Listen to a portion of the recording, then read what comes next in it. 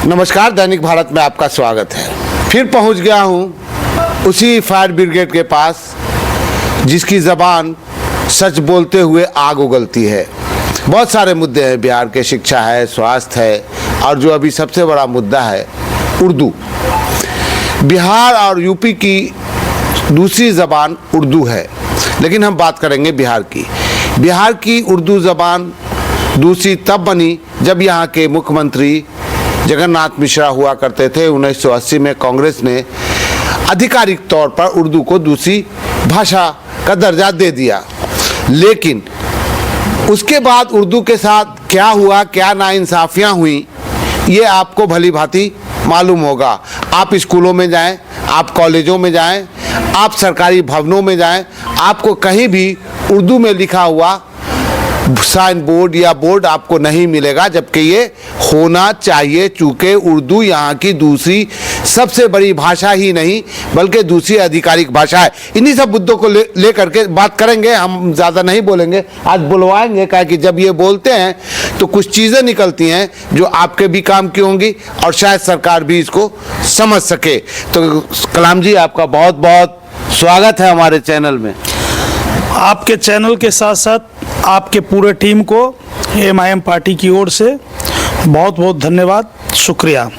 पहले तो आप बोलते थे और खूब बोलते थे, आजकल देख रहे हैं डेटा में बोलते हैं। क्या आपके बॉस का असर है आप पर? क्या देखिए, कभी भी जो जनहित का मुद्दा है और ये जो गूंगी बहरी बिहार की सरकार है, झूठा वादा झूठा आश्वासन दे रही है, तो इसके खिलाफ जो है डाटा से जब तक बोलेंगे नहीं, जब तक जनता की समझ में आएगा नहीं। और नेता का काम ही है कि जो सत्ता है, जो सरकार है, उसके खिलाफ, झूठी आश्वासन के खिलाफ जो है बोलने की ज़रूरत है। बोलेंगे तभी तो आम और आवामों का विकास होगा और जनहित का कार्य होगा। चलिए, 3 मुख्य मुद्दे को लेकर के इनके पास बैठा हूं, एक एक करके आता हूं और इनसे जवाब लेता हूं। अगर इनकी सरकार आएगी तो कैसे इसको बदलेंगे, क्या प्लान होगा, क्या विजन है, वो अलग बात है। लेकिन जो अभी फिलहाल समस्या बनी है, 3 क्षेत्रों में हम इनसे बात करेंगे। उर्दू तो मैंने बताया ही है, शिक्षा पे भी और स्वास्थ्य पे भी बात करते हैं। सर, DMCH की स्थिति मैंने कल दैनिक भारत पे दिखाई थी, शायद आपने देखा होगा। स्वास्थ्य के मामले में और सबसे बड़ा जो झूठा वादा किया गया, बहलाया गया, फुसलाया गया, राजनीति की गई, एम्स। आपका क्या स्टैंड है एम्स पे और जनता क्या समझे? एम्स एक भुलावा है या वोट लेने का एक मतलब उसको कहें एक साधन है? देखिए, मैं आपको बता देना चाहता हूं कि एम्स को लेकर जो है, ये केंद्र की जो गूंगी बहरी सरकार है और बिहार की जो झूठी सरकार है, ये दोनों मिलकर वर्चस्व की लड़ाई में जो है एम्स का जो है बलिदान दिया जा रहा है। मैं आपको बता देना चाहता हूं, राजनीति दोनों कर रही है। बिल्कुल, जमीन तो दिया है ना सर। मैं आपको बता देना चाहता हूं कि एक तरफ भाजपा सांसद गोपाल जी ठाकुर बोलते हैं कि एम्स को मैं पारित कराया हूं, एक तरफ बिहार सरकार का जल संसाधन मंत्री संजय झा बोलते हैं कि मैं एम्स को पास करवाया हूं, मैं लाया हूं एम्स दरभंगा।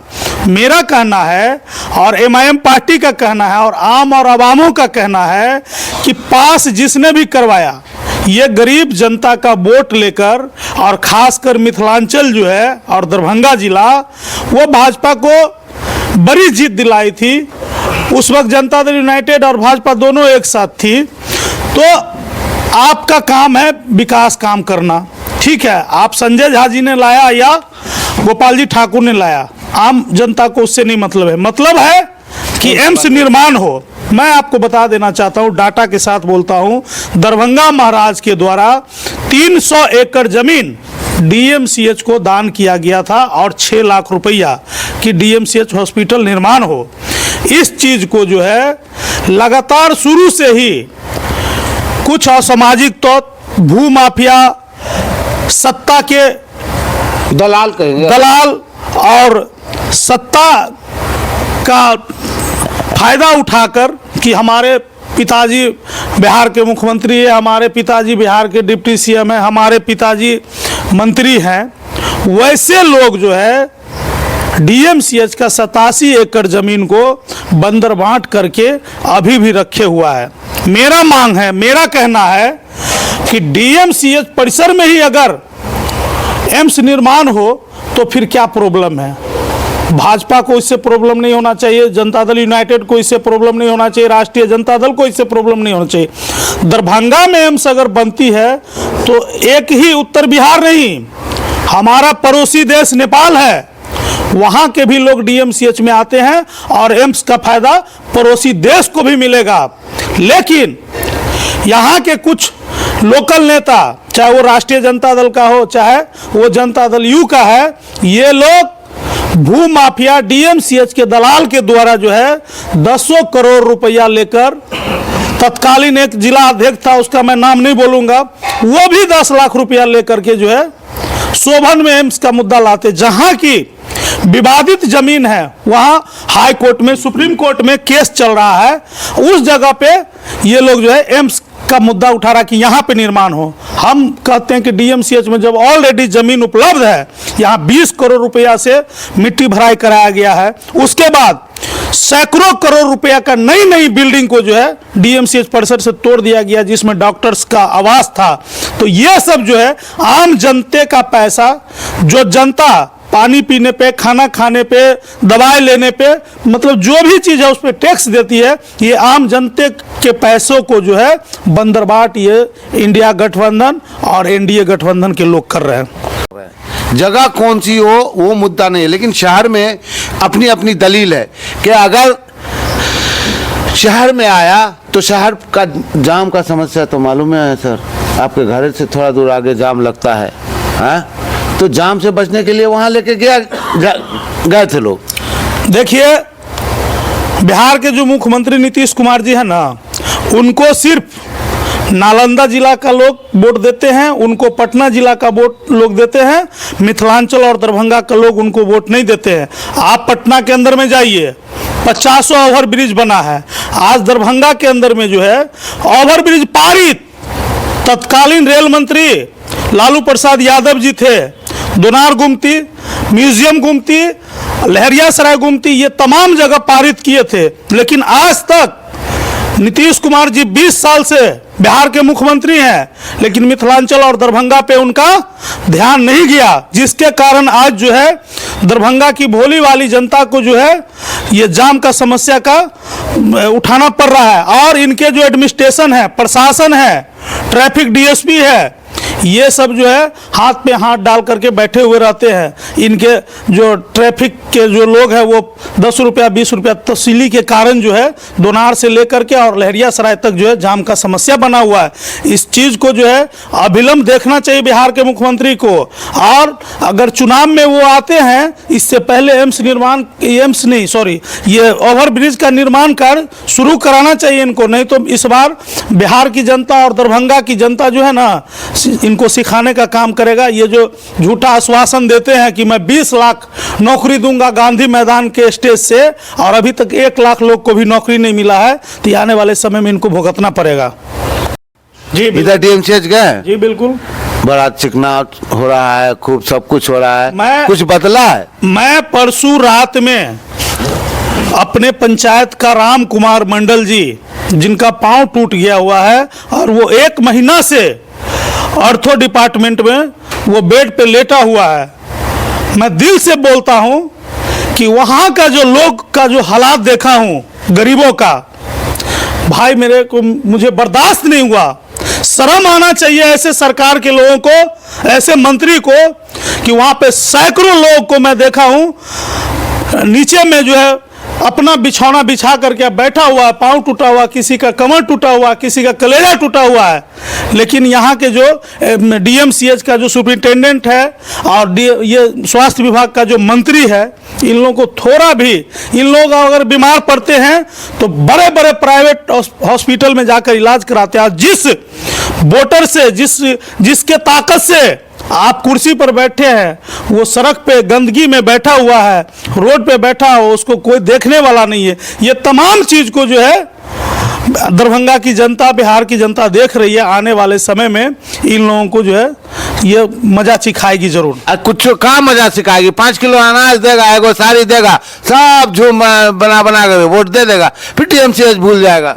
देखिए, मैं आपको वादा के साथ कहता हूं और डाटा के साथ कहता हूं, खाद्य आपूर्ति विभाग का जो मंत्री है या खाद्य आपूर्ति विभाग का जो प्रधान सचिव है या जिला पदाधिकारी दरभंगा है या पूरे बिहार के डीएम, मैं चैलेंज करता हूं कि जो गरीब है, जो दलित है, जो अकलियत है, जो पिछड़ा वर्ग है, वैसे लोगों को नहीं मिल रहा है ये अनाज मिल रहा है। इसलिए मैं बताना चाहता हूं कि मैं मुखिया भी रहा हूं तो मुझे अनुभव है, हमारे पंचायत में भी 2-3 हजार लोगों को मिलता है, लेकिन गरीब लोगों को नहीं मिलता है, दलित लोगों को नहीं मिलता, ये बड़े लोगों को मिलता है और वो उस चावल को, उस गेहूं को बेच करके और 100 रुपए केजी का चावल खाते हैं। बड़ा आदमी इस योजना को मैं केंद्र सरकार से भी और प्रधानमंत्री जी से भी और बिहार सरकार से भी अपील करता हूं कि जो लोग गरीब है उनको जैनून में मिलना चाहिए, जो लोग अमीर है उनको ये मिल रहा है योजना का लाभ। इसलिए ये सब चीज नहीं चलेगा, यहाँ पे गरीबों का विकास होना चाहिए। हमारी भी पार्टी है, आप हैदराबाद में जाकर देखो, आप वहाँ गरीब नहीं है का? गरीब है और अमीर दोनों एक साथ है, न वहाँ कोई हिंदू है न कोई मुसलमान है, वहाँ पे न कोई गरीब है न अमीर है। 10 रुपए की पर्ची पे गरीबों का भी इलाज होगा और 10 रुपए के पर्ची पे अमीरों का भी इलाज होगा। अरे तो असदुद्दीन ओवैसी न कर रहा है, कोई वहाँ की सरकार कर रही है क्या? वही मैं बताना चाह रहा हूं कि पूरे हिंदुस्तान में जितने राज्य है ये सब लोग जो है, चाहे भाजपा शासित राज्य है चाहे ये इंडिया गठबंधन का राज्य है, ये लोग गरीब जनता का जो है सिरिंज लगाकर खून चूसने का काम कर रहा है। अगर वाहिद लीडर अगर कोई है तो बैरिस्टर असदुद्दीन ओवैसी साहब है, जो आम और अवामों का खिदमत करते हैं और पूरे हिंदुस्तान का दलित, अकलियत और प्रगतिशील वर्गों की आवाज को लोकसभा के सांसद में उठाने का काम करते हैं मजबूती से। सर एक बात, हमारा जो उर्दू शब्द है दूसरी और अपने भतीजा को, अपने पत्नी को एमएलए एमपी मिनिस्टर बनाने में लगे हुए। मैं आपको बता दे रहा हूं, जब देश आजादी हुई थी उसके बाद 100 में 40 मुसलमान को नौकरी था। आज मुसलमान को 100 में 2 मुसलमानों को भी नौकरी में नहीं है। दिन पर दिन बद से बदतर हालात मुसलमानों का बना जा रहा है, लेकिन मुसलमानों को निश्चित रूप से कहीं ना कहीं विकल्प के तौर पर एमआईएम पार्टी आ गई है। आप देखिएगा आने वाले समय में सारे मुसलमान और दलित और पिछड़ा वर्ग बैरिस्टर असदुद्दीन ओवैसी साहब के कदम में कदम मिलाकर चलेंगे। और मैं मांग करता हूं बिहार के मुख्यमंत्री नीतीश कुमार जी से कि आप अभिलंब उर्दू भाषा में जितने भी कार्यालय हैं उसमें नेम प्लेट और साइन बोर्ड लगाने का काम करें। दूसरी बात कि किसी थाने में उर्दू अनुवादक नहीं है, किसी ब्लॉक में उर्दू अनुवादक नहीं है। मैं बहादुरपुर अंचल में गया था 3-4 रोज पहले, तो एक उर्दू में केवल आया और वहाँ पे एक कर्मचारी थे जिनको उर्दू पढ़ाई नहीं आ रहा था। उस मुसलमानों का काम रुक गया जिसका केवाला उर्दू में था। इसीलिए ये लोग सिर्फ वोट लेने का काम नहीं करें, मुसलमानों का भी सहूलियत देखें और इसके साथ साथ तमाम लोगों का सहूलियत देखें। अगर ऐसा नहीं करते हैं तो आने वाले समय में जो है एमआईएम पार्टी इस मुद्दा को लेकर के, उर्दू का जो मुद्दा है उसको लेकर के सड़क से लेकर सदन तक विरोध करने का काम करेगी। चलिए चलते चलते 2 सवाल का जवाब दीजिए शॉर्ट में। मुसलमान इन 75-76 सालों में मुसलमानों की दुर्दशा के लिए जिम्मेदार कौन और इसका हल क्या है? 2 सवाल एक साथ या संक्षेप में जवाब। देखिए, ये जो दुर्दशा है, ये जो हालात है, इसके जिम्मेदार कोई नहीं है। मुसलमानों को अपने क़यादत के बारे में समझना है कि मैं क्या हूँ। जिस रोज़ मुसलमान समझ गया, ये मुसलमान सिर्फ लगे हुए हैं भाजपा को हराने में। अरे मेरे भाई, मैं आप तमाम लोगों से गुजारिश करता हूँ, आप किसी को मत हराओ, आप सिर्फ जीतने का काम करो। जिसको आप जिताने में लगे हुए हो ना, वो आपको रोशनी नहीं दे रहा है, वो रोशनी खुद को ले रहा है और अपने परिवार को ले रहा है, परिवारवाद में दे रहा है। आपको कुछ नहीं मिल रहा है। आप मजबूती से बैरिस्टर असदुद्दीन ओवैसी साहब के हाथ को मजबूत करो। वो 5 वक्त के नमाजी हैं और ईमानदार हैं। जिस झूठे नेता के आश्वासन में आप बिहार के मुसलमान फंसते हो, इसके झूठे वादे में मत फंसो। शहाबुद्दीन साहब ने जितना खिदमत कर दिया इस क्षेत्रीय पार्टी को, इस गठबंधन को, वो आने वाले पीढ़ी में कोई नहीं कर सकता। जब शहाबुद्दीन साहब का नहीं हुआ तो हमारा और तुम्हारा क्या होगा? तुम्हारे सामने मोहम्मद कलाम विकल्प है। 20 साल झंडा बैनर पोस्टर लगाते लगाते रह गया, कुछ नहीं मिला। इसलिए आम और आवाम जो मुसलमान हैं उनको मैं गुजारिश करता हूं कि आप हमारे साथ आओ।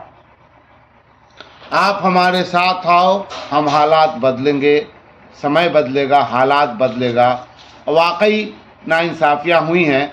जगन्नाथ मिश्रा ने जब उर्दू को दूसरी भाषा बनाया था तो उसके साथ साथ 2 पद बिहार सरकार ने आवंटित किया था, वो था उर्दू ट्रांसलेटर का।